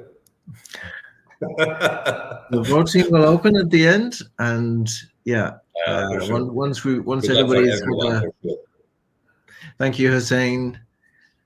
Thank you, Sam. I appreciate a lot your time. Thank you. Thank you, guys. Take care.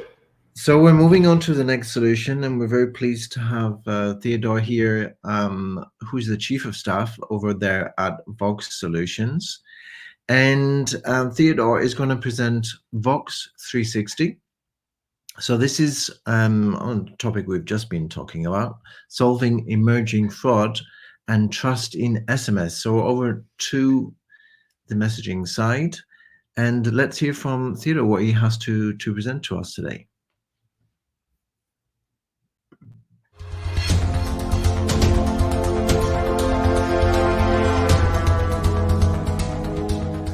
Hi, everyone.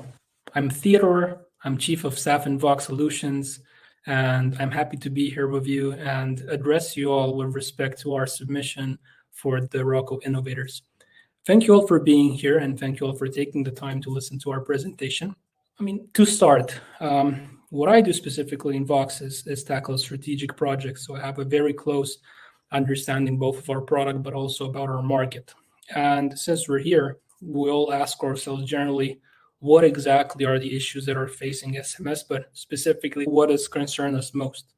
To that respect, we are trying to tackle most in Vox Solutions, or we see as the overarching problem is that generally in the growing demand for business communication, for interactions between businesses and consumers or businesses and other business clients that they have, we do see that SMS is losing ground. Now, whether we all agree that, that is in a certain percent of another, it doesn't really matter. I think what we generally see as a trend is that the A2P SMS business line is not necessarily set to increase double digits within the next years consistently. And that we see as a problem. Obviously, the main driver behind it is fraud. And while sometimes, fraud lies in the dark, sometimes it's most visible, the idea is that we can probably all of us say that it damages the perception of brands, and not only, it also highly takes a toll on the experience of mobile users or users of different enterprise services. So to that end, while maybe our market is growing, definitely that's the driver is mostly on the price side as opposed to the volume side. And that is a bit counterintuitive, right? Because to that extent, as said, it is the time where communication between businesses and clients is getting more and more frequent. So intuitively, it shouldn't be the case. Now, to frame the issue specifically, what we see is with rising amount of new fraud types, and here I'll say new because yes, we have traditional fraud scenarios, but I think the recent years have brought us different types of fraud. For example, we can say commercial fraud. We've seen the rise of AIT, for example. We've also saw other fraud scenarios that while they seem to rise very fast, but also they have a very high potential for disruption. This hasn't necessarily been the case, but we've reached a very fast-paced environment, I would say, and that is difficult for mobile network operators to cope with. Now, the reason for that is you have a proper solution that works now, but where you have novel fraud scenarios emerging, taking the time to go for an RFP and having the additional budget and resources to allocate towards tackling that fraud, and with a long implementation cycle, it can get difficult for mobile network operators to maintain the quality of their SMS service. So, in one sentence, the issue that we see is the following. In a time where the context for SMS is quite good, we see a trust that is being lost for some enterprises in SMS, which can lead to a point of no return, I will call it. It sounds a bit dramatic, but basically what it means is with a decrease in volumes, a decrease in the revenues of A2P SMS that mobile network operators have is bound to happen eventually. Whether that will be in X number of years and Y number of years, we can all have a different opinion. But when that will happen, the budgets will also decrease. And with fraud picking up the pace, the resources needed in order to maintain this great level of experience while SMS is used as a channel will become more and more challenging. So to that, we see something that's missing in the market that can accommodate this, and that is very simple. Yes, there are many solutions in the market to tackle SMS fraud. Yes, they do all have different functionalities, but what we generally see lacking is a solution in the market to tackle SMS fraud. Not only SMS fraud, but also it has to tackle fraud across channels, right? For example, if you're looking at SMS, you have to also now look at flash calls because, well, fraud is, you might not be interested only in tackling SMS only. That is dynamic, that is updated pretty much fast as different fraud types are emerging, and which bears little to no cost to MNOs. The reason for that is, as we mentioned, the outlook can look at decreasing budgets, right? With respect to this, we don't know exactly what will happen, but it's pretty clear that, as for example, we saw with AIT and as we saw with flash calling, sometimes the time to answer, right, or the time to implement will be very important within the industry. So ideally, you do have something that, with different updates, new features that tackle emerging fraud types well in order to safeguard customer experience. So having discussed the problem, I would also like to talk about the solution, or at least the solution that we at Vox Solutions propose. So Vox 360 is our solution for tackling fraud. First of all, it tackles fraud on both SMS and voice. It's proprietary. It's developed by Vox Solutions. So Vox 360 tackles multiple fraud scenarios from traditional fraud side, but I'll spend more time on emerging fraud. So it leverages upon machine learning and is able to tackle flash calling, not only to block it, but also to be able to monetize flash calling, as well as tackle AIT. Now, yes, these are all growing phenomenon, and they're very important to be addressed properly and at the right time. Because as we've seen, these can all lead to enterprises shifting their focus towards alternative channels. And for mobile network operators, that can be difficult to accommodate afterwards. With respect to our modules and the way that it all functions, Vox 360 come as a managed service, right? So we implement it. We also operate it. We have a 24/7 anti-fraud specialist team that is working on it and that services our clients. But generally, the core of our solution, the backbone, really lies in our analytics, proprietary analytics module, our proprietary database, and we also, Vox 360 has a firewall for SMS and for voice. It's highly customizable, and it also backs a powerful analytics module that doesn't only give you the ability to spot fraud, but also it has customizable reports and a user interface that can be used to understand, well, the most of the insights that deliver. With respect to this module or how we deliver, I'm going to go back and talk about how one of the issues we see is a possible cost consciousness or else the need for agility in tackling fraud. And that we believe is something that is getting more and more important, right? We looked at flash calling and at first, sure, at the extent in which flash calling is used without the partnership of the mobile network operator, in which while it seemed the technology that we didn't know how fast it will grow, we now see across regions that it has quite high penetration rate. Same with AIT, right? Around 2 years ago or 3 years ago, it was probably 10th or 15th in the list of professionals in the industry had. Now it's ranking among the top most important ones to tackle, right? Again, we're talking about a scenario which has high potential of disruption, which grew very fast. Now, in order to tackle any of those, we need agility. The answer for that for us is Vox 360. Why exactly is it Vox 360? Well, first, Vox 360 was the first solution to tackle Flash. It was the first solution to tackle AIT.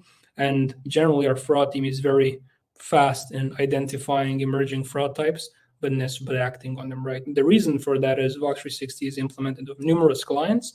And as soon as new or rising fraud scenarios become a problem, obviously our clients ask for us to solve it. So we first solve it for them and then we develop it while we update our solution to solving the issue for the market as well. The business model in which Vox 360 comes is, first of all, it's managed service, but second of all, it's a no CapEx, no OpEx model. So it's a model of zero cost for mobile network operators. Yes, it does sound weird for technology, but generally the way it works is first Vox Solutions implements Vox 360. Whether the scope of that is SMS or whether the scope of that is also voice, it differs. But generally, most of our clients that we work with mobile network operators choose SMS. I mean, obviously, it also tackle flash calling as part of SMS. Point in which Vox Solutions becomes the exclusive gateway for A2P SMS traffic and takes care that A2P SMS services are provided properly towards enterprises. Now, the reason for that is very simple. I think there shouldn't be necessarily discussion on or providing technology on a CapEx, OpEx model. Another model is what is better, because I think it also depends on the context. But for us specifically, what we need the business model for is very simple. Why we believe this is the best business model to employ. First of all, it shortens the implementation time or the time to which mobile network operators react to fraud. Why? Because under this business model, fighting fraud is not a cost center, but rather fraud is a revenue generating unit, which is a very interesting and important shift within the industry and the time to react. The second and very important thing is that the incentives of both Vox and mobile network operators is aligned. Both Vox and the mobile network operator are interested in the quality of A2P SMS services, and also obviously within the volumes and the revenue that generates for the mobile network operator. There's no better way to align this. The second and the third point to add here is we now face something that hasn't really been faced before at this scale with AIT or SMS crashing. Some types of fraud are very difficult to spot, whether if you're just implementing technology at the operator's level. Why? Because they just happened before. So, for example, you can have a great solution, but if you just want to tackle, identify artificial traffic and to fight SMS crashing, that is, a lot of it happens in the upstream, right? So by partnering with the mobile network operators and having experience across different geographies and many operators, we also take care of the commercial strategy and can use commercial pillars in order to properly at least get a fighting chance to tackling AIT and decreasing SMS crashing to the extent to which that is possible, right? Because that is a matter not only of let's say, SMS firewall, but it's also a matter of SMS collection. It's a matter of identifying fraudulent players, which we can use. Obviously, we leverage the technology to do that. And then, sure, the gist of it is commercial strategy, right? So that is why we believe, and we've seen that our business model is most impactful with respect to fighting fraud. Vine, we've mentioned that Vox 360 is all ran in managed service model, right? So our team is global. Our team comprises a lot of experienced individuals with respect to anti-fraud, SMS specialists. It's a team that is remote first. It's a team that is always on call and is working to service different mobile network operators we have, right? Because we're one of these industries that never sleeps. So, I mean, with respect to the market implementations and results, Vox 360 has been implemented in over 20 networks up to this point in time, and mobile network operators of different sizes, from smaller operations to very large operations across different continents and regions. To that extent, sure, there are customers that we can contact with respect to any questions that you have, but we're also coming here with a very short case study to showcase how the solution works. So just to give you an example, we see AIT as a rising, probably one of the most important rising scenarios that our industry has to tackle, right? And here we have a very short summary of a client that we've implemented our technology in, which is Jawal. So with Jawal specifically, we have worked under the same business model as we always do. So implementing our solution had zero cost for Jawal, but as a scope, it had tackling SMS fraud and also implementing a solution for flash calling, in which case Jawal Palestine has requested to block flash calling as opposed to monetizing it. And that is something the operator has power to decide upon. The specific challenge that Jawal had was it was a high number of tickets and customer complaints with respect to SMS trashing and AIT. So actually, this was at the start when AIT was taking, let's say, the center stage in our industry or the SMS ecosystem.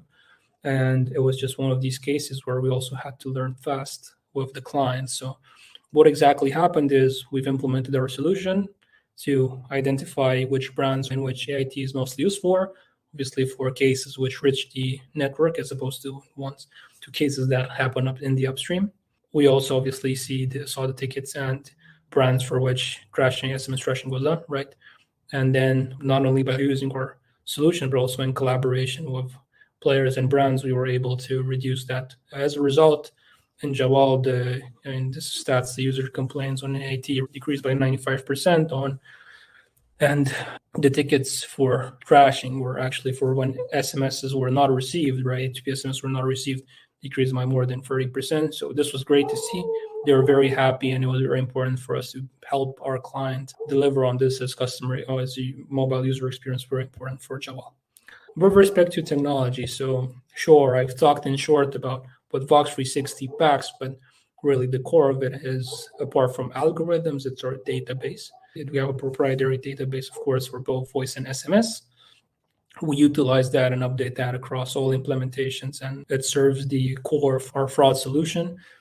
Then we have our proprietary algorithms and other machine learning techniques that we utilize in order to stop flash AIT, but also to look at other fraud scenarios in the market. And with respect to flash calling specifically, we leverage our former experience and background within voice industry in order to get a jump start and also to pour that experience into having implemented and created the first solution to tackle flash calling in the market. And last, I'm going to talk about where exactly we plan with Vox 360. It's very simple. So we're going to focus on SMS protection, optimizing SMS and voice protection for sure. And we're looking forward to looking at regulation and how we can enable regulatory compliance across different regions and individual countries. So we believe Vox 360 is a solution to many industry problems. The main reason for that is speed to implementation, because really of all the clients with which we've implemented the solution, we were very quick in making it tackle emerging fraud types, whether they were flash, whether there were AIT. Our existing clients just had the benefit of tackling these fraud scenarios fast. Otherwise, I mean, the alternative is going for additional solutions which need additional resources, additional time for approval, additional time for RFP, and additional time for implementation. And we're just not in one of these spaces anymore where the dynamic is slow, because if we look in the value chain, there are a lot of components of players that have an agile DNA. And fraudsters are also very fast from what we saw recently. So we really need to work together, take ownership, and act responsibly in a fast manner in order to prevent the A2P SMS space from eroding or having lost trust as a channel to enterprises, because sometimes that can be very difficult to get back, and it will be a shame given that we have the adequate technology and resources to keep it safe.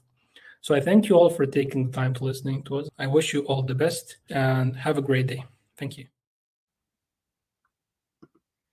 Thank you very much for Theodore for his presentation. Theodore can't be with us, but we do have instead Connor. Connor, if you could please turn on your camera and mic. This is a very interesting discussion. Hi, Hello. Connor. Hi. How are Great you? to see you there. How are you doing? I'm very good in my lovely office, as you can tell. Indeed. Wonderful backdrop there. So the question, the topic is, can SMS survive?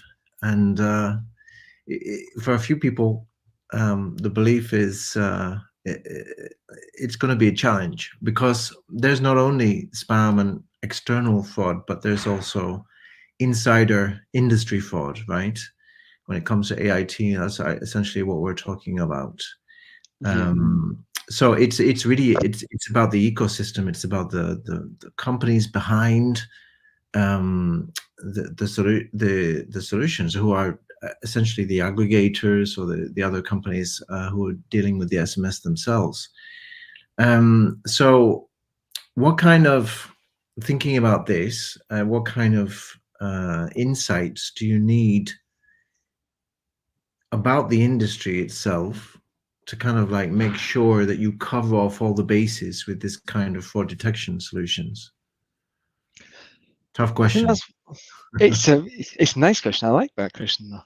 It's I think you need insights on both the protection side of a network, where you would have traditional players with a capex and opex model, but the unique strategy that Vox brings is because of its history and because of its I can't even think of the word now. Because it has worked in as an aggregator and in voice as a voice aggregator, we can see both where the temptations are and also how the channels are working. And because of our solution, because of our partnership with MNOs, we can get into MNOs faster, and we are better incentivized to help them reduce the fraud. And when we see new types of fraud come into play, AIT, for example, we're incentivized to assist them with that, mainly because, like Theo said in his video, a degradation in trust in the SMS market is going to hurt us on our aggregation side, and it's going to hurt our business model. So we want to keep trust, and we have to remember that SMS is ubiquitous. It doesn't matter your platform, it doesn't matter your technology, it doesn't matter your app installs. Everyone's got it, and it's very cost effective when it's done correctly. And we don't really have anything universal yet, as ubiquitous as SMS, to replace it either. RCS is coming, but we don't have the coverage there, and hopefully Apple will put some new emphasis on that this year. But still, it's far from being at the level of adoption of SMS. So precisely, it's interesting though, because I mean, if what we're talking about with IT is insider industry fraud, isn't it a question of pointing fingers also at specific aggregators, aggregator A or B, who is doing something or accepting a way of working which is in not helping the industry?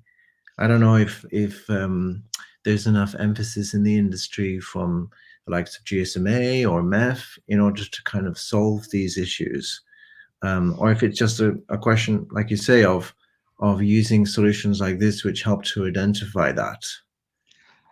It's hard to understand where they're coming from upstream. That's part of the issue, and it's very easy to mix.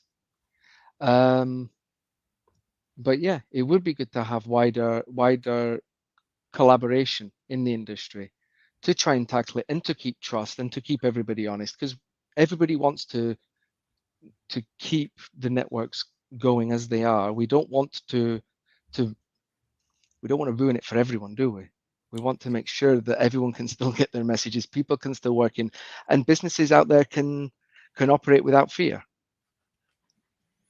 So we have a couple of questions, Connor, from Carlos, our friend Carlos de Silva, who is here to ask the tough questions, of course. Thank you, Carlos. He says, hi, a lot of good info on lots of fraud modules. Can you narrow down and recap what is this year the main innovation Vox is showcasing, and wants to be judged by the audience to focus and compare with the other innovation in these 2 days as per the template? The questions up, so I'm really sorry, Carlos, for not being able to go down that. The innovation, though, that I think that we bring is the fact that we've kind of got, in my opinion, our business model is innovative, but we're tackling multiple entry points of fraud to support the operator. So our innovation is with our flash call, AIT, and traditional SMS firewall. We are protecting the revenue of the operator and trying to keep the trust in the platform that they provide. If other players in the market move away from SMS or push towards flash call more, all that does is hurt the MNOs. All that does is hurt, and they're not our. We have to remember, for our business model, and the innovation is they're not our customer, they're our partner. So I think you can pick an innovation from what some of that, but I think it's it's called 360, and it does work in that manner, doesn't it? It's covering multiple facets for the MNO in one product without requiring constant cost burdens on them. Nice summary. So he also asks, on AIT, can you block an SMS that was generated by a bot, but use a phone number of a legitimate subscriber? Can you elaborate on how on two same OTP SMS from Google to a subscriber number, you block the AIT SMS and allow the one requested by the subscriber itself without false positives and risk for the MNO subscriber? I don't know if my manager will like the answer, but there is always going to be a false positive. I know even a solution that is 95%, I'm just throwing random numbers. Please don't start pulling me up. Even a solution that is 95% of the time correct is 5% wrong. So we use pattern recognition. We do train models. We do use our insights in the aggregation space to aid those models to detect the AIT, and we see the results of that with our partners. The example that Theo used for Jawal in his presentation, we saw a reduction of 800% of AIT on their network and an increase in satisfaction. So can I give you the specific details and tell you it's 100% all the time? Absolutely not, I cannot. But what I can tell you is that we see it's working, and our partners see it's working. Excellent, thank you, Connor. I don't think there's any more questions at this time. I mean, I think the belief in fixing SMS is strong in the industry. We saw also yesterday's solution presented, which is kind of focusing on supporting MNOs in their development of their messaging business. So not kind of just looking at WhatsApp and the wider omni-channel, but focusing the channels that are going to bring revenues to operators. So I think this as well is another solution which is really trying to focus on the operator and its revenues. So it's good to see that the operators are getting that focus, and yeah, in order to professionalize their business more to attract the enterprises back to SMS, seems like a great approach. Exactly. Okay, Connor. You're a better summary than me. Thank you. I do my best. Okay. Thank you very much for joining us and answering the questions. It's great. And our regards to to Theodore for his presentation as well. Thank you very much. Have a lovely weekend, everyone. Great. So we're on to our final solution. This is our final solution. Yeah, we made it. So this is the 13th solution. It is by Shield IoT. And basically, the solution is AI asset intelligence and threat management platform. It's to drive new revenue with 5G and cellular IoT security. And we have Uditu, who's the CEO of Shield IoT, to present this solution for us. Over to him.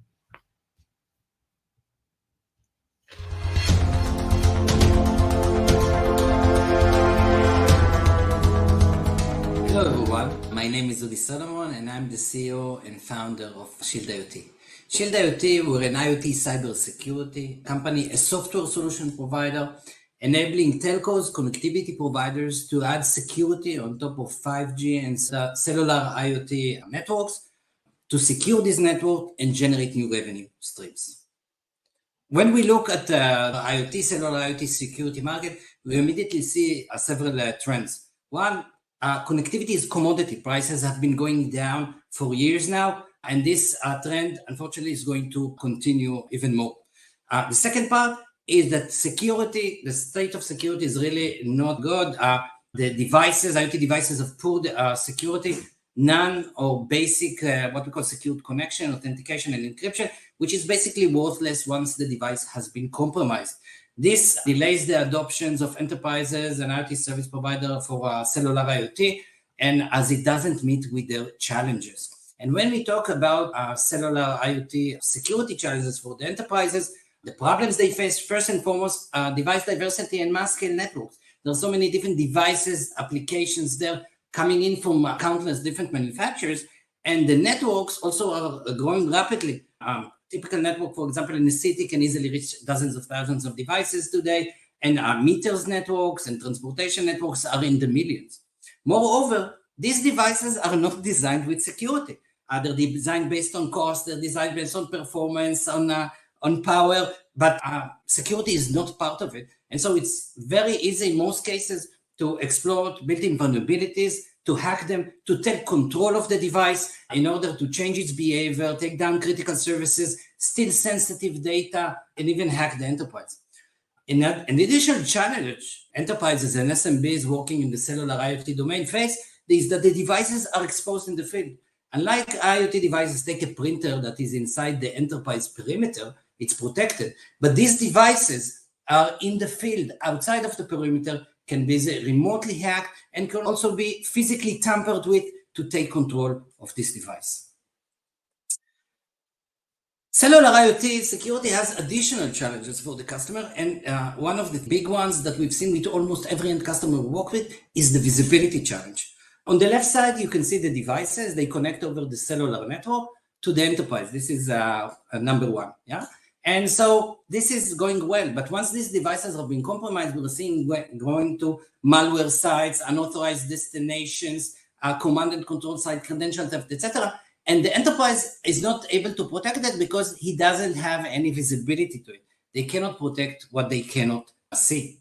And another key challenge that enterprise face is compliance, or maybe the lack of compliance. Today, regulations that we see more and more are related to business continuity, related to data privacy, like GDPR. In this example, requires certain requirement, for example, continuous monitoring of IoT devices. And if something happens, like a data breach, and these devices, the organization cannot prove that it took the necessary actions, it's not just a fine to the organization, but there is personal liability to the Chief Information Security Officer and the CEO. And this is a big pain for them and a key driver to buy a solution to deal with it. And this really takes us to the Shield IoT solution. How do we tackle these challenges? So Shield IoT offers an AI asset intelligence and threat management SaaS platform, basically enabling to provide visibility, security, and compliance for every SIM connected device or application at a limited scale. How does it work? On the left side, we can see the devices. They connect over the cellular network like 5G, 4G, etc. to the telco mobile core. From there, the communication from the mobile core flows to the enterprise, for example. How does it work? The telco taps the network traffic statistics, just the TCP/IP header, not the payload, and data communication statistics is securely sent to the Shield IoT platform, where it's being analyzed in real-time streaming mode to detect the first signs of unknown cyber attacks and operational events, which are presented both in the multi-tenant UI, as well as can be sent the alert. You see that the orange arrow can be sent to any third-party system, push or pull, such as Simsor. Okay, great. So what's in it for the customer? The end customer, simplicity and frictionless. It's an agentless solution. They don't need to install anything. They don't need to change anything. They don't need to do anything. They just check a box, and the next day, they have a live solution, a live system running for them. For the telco, this is device agnostic. It's applicable to any SIM-connected device or application.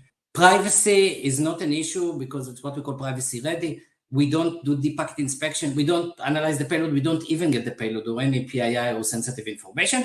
And using the Corset AI unique Shield IoT patented technology, we provide unlimited scalability, theoretically able to reach over 1.5 billion devices. Although it's agentless, although it's cloud, it's also provide prevention. How? Using the telco existing connectivity management platform, for example. When we issue an alert, we don't just say there might be a problem, but we say what happened. For example, a man-in-the-middle attack, a DDoS, an unknown malware, to which device, what's the severity, what triggered it, and also what's the recommended action, such as block the traffic or maybe redirect or throttle it. This goes to the connectivity management platform. There, based on the policy, automatic prevention can take place. Let's take a closer look on what happens under the hood. So the solution provides multiple visibility, detection, and compliance engines. We talked about the enterprise need for visibility, and so we provide an asset management model that provides out-of-the-box visibility, what's going on with the device, where it's connecting, its behavior, communication pattern, etc., and also risk score indicative of the threat level, and so the enterprise know how to handle it. We also provide multiple threat detection and, as we saw, prevention engines, ranging from threat intelligence, preventing communication to from blacklist sites, where we aggregate today next to 100 external intelligence feeds to make sure we have full coverage. Built in the rules mechanism, both rules in the system, for example, rules to detect various types of attacks, such as port scanning and recon, but also operational events such as SIM switch and device disconnect. We also enable the users themselves to add rules and reconfigure rules without any need for coding. Just as an example, one of our customers, a large EV charging station service provider, told us, listen, it's great that you say that the device becomes inactive after 1 day of communication, but I change it to 3 hours and high severity because for me, the device has to communicate all the time. Last but not least, the Corset AI anomaly detection, our claim to fame. This solution learns automatically the behavior of the device, port, protocol, uplink, downlink, etc., and is able to alert on the first signs of anomalous activity before any damage can take place. All this is also wrapped with a user-friendly, easy to apply user interface, which is critical for not just for a sales perspective, but also critical for the end customers because they're able to see what's going on, touch, feel, and play with it, which is not possible with their existing infrastructure security, such as authentication and encryption. Moreover, everything you see is also, of course, accessible, exportable to third-party system via RESTful API and connectors, so the users can continue to work with their own existing systems. To summarize, what's in it for the end customer? Sure, visibility, security, compliance, definitely, but it's the simplicity and the frictionless. They check a box and get the next day, they get this service live from their trusted partner, the connectivity provider. And this also opens a variety of options with respect to the business model proposed. For example, instead of having a large team of cyber sales teams, instead of doing a lot of presentation and pitch and sets, the customer can simply check a box, as we said. The next day, he sees the system running. So basically, it's a live deployment, live POC, and he can decide if he wants to acquire it or not, purchase it or not. Moreover, some of our telco partners are offering a freemium model where they provide base functionality as part of connectivity. And then if the customer wants to do something extra, like prevention, export of results, compliance report, etc., they need to pay for it. And this is automating the monetization process. And of course, for our telco partners, it's about creating differentiation in a highly competitive environment in order to maintain and expand your customer base and at the same time monetize your investment in your cellular and in 5G networks in order to generate new revenues, whether you do it via freemium model, value-added service, or bundling. Let's see where this is being used. One example where we are deployed, running, is Wireless Logic, a UK-based telco, serving over 12 million IoT devices. For them, differentiation, increasing the customer base, monetization, of course, was important, but it's also important to have it up and running very quickly with limited resources. And the way we operated there, and which we offer to all our partners, is we do the live deployment, then our partners onboard a few end customers,